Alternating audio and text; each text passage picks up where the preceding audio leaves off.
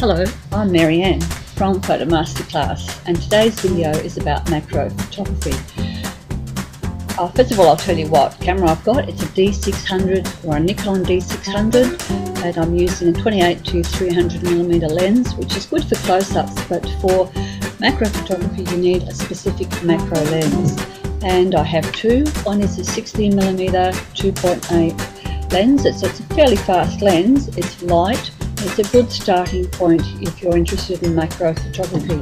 The second lens I have is a 105mm. Again, it's 2.8 f-stop, so that's another fast lens. Substantially heavier and more expensive than the 16mm lens, but if you are really going to make a go of macro photography and you're interested in entering competitions and so on, you should think about spending money and buying a much more expensive lens, although it's fairly hefty to be travelling with. So I'm going to show you today the difference in the lenses by taking photographs in just a moment. But first of all, I'll show you how easy it is to change a lens on a Nikon camera.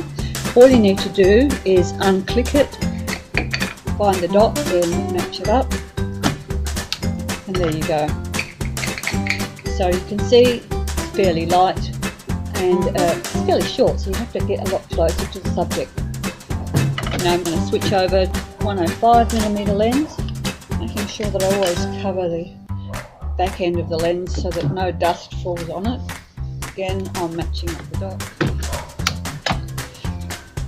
Much heavier, much longer, but I can move further away from the subject, and it's good if you can't get close to something, for example.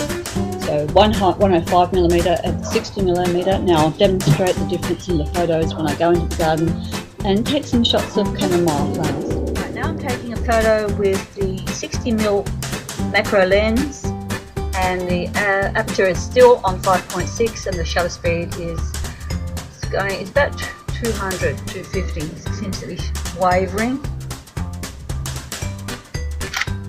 Take a couple of photos, and you can see I'm getting a lot closer up than I did with the other lens. Okay, alright, now I'm going to take a photograph of the chamomile flowers, which are quite small, with my 105mm macro lens, which is a fixed lens, and I'm going to use an f-stop of 5.6, so it's a shallow depth of field, and the shutter speed is 1/60 in this case. Let's get in a bit closer. Great. And that's all from me, Marianne, for Photo Masterclass for today.